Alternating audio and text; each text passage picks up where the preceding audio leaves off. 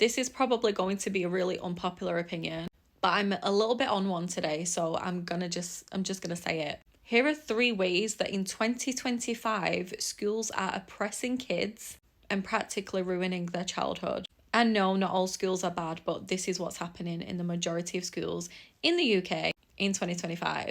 And just so you know, I work on supply, so I'm placed in a lot of schools. Number 1, banning TIG. You know the game, TIG. The game where you run around and you catch a friend.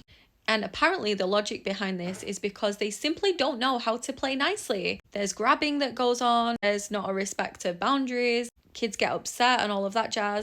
Banned! No more TIG for you!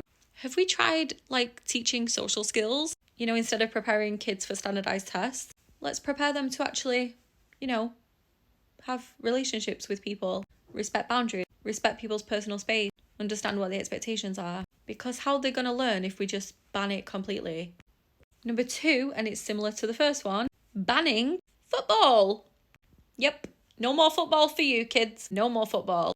To be fair, some schools are actually allocating a day a week where students can actually play football, but they're not allowed to engage with other classes. Certain groups might not be allowed to play. Certain kids might not be allowed to play.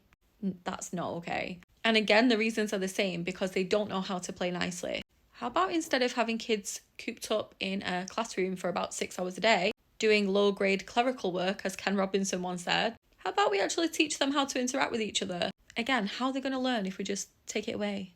And number 3, and this is one that I really get frustrated with, controlling toilet habits. If a student needs to go to the toilet, let them go.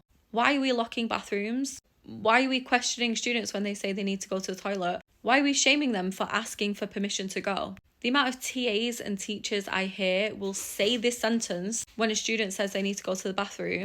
Are you bursting? Are you bursting? Haven't you just been? Oh, go on then.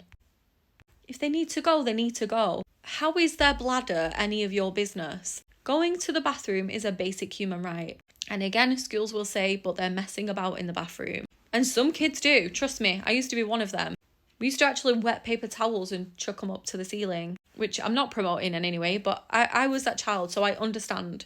But again, here's the kicker. If we don't teach students how to behave and we don't invest that time into it, how are they ever going to learn?